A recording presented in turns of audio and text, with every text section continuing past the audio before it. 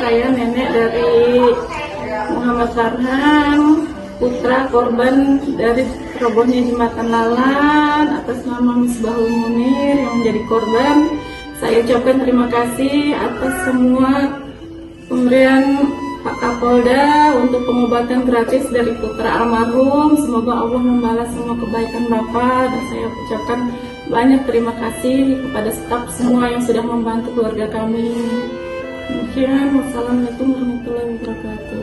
Ya, alhamdulillah ini berkat arahan dan petunjuk dari Bapak Kapolda Sumatera Selatan bahwa ada anak dari korban Misbahul Munir yaitu Muhammad Farhan yang sedang sakit untuk dirawat di Rumah Sakit Bayangkara, yang mana pada pagi tadi kita jam 08.00 berangkat dari P6, kemudian disambut oleh tim dokes dari Polres Muba dan tim Rumah Sakit Bayangkara di Pelabuhan PU Dermaga Tanjung Belaga. Kemudian jam 11 kita tiba di rumah sakit ini, langsung dilakukan perawatan.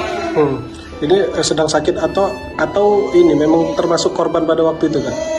Kalau ini sedang sakit, tapi yang ayahnya, bapaknya yang menjadi korban dari jembatan roboh di Sungai Lalan.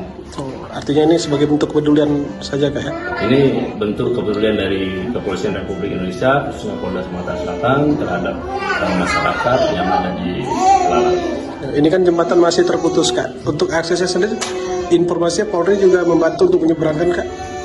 Untuk jembatan yang putus ini, kita dari Polri dan unsur kecamatan, Polsek Lalan maupun Airut Polres Muba itu sudah menurunkan kapal Sat Airut, dan ada 4 ketek atau tongkang motor yang sudah kita turunkan untuk melakukan penyeberangan terhadap anak-anak sekolah, masyarakat, karyawan yang ada di Lalan.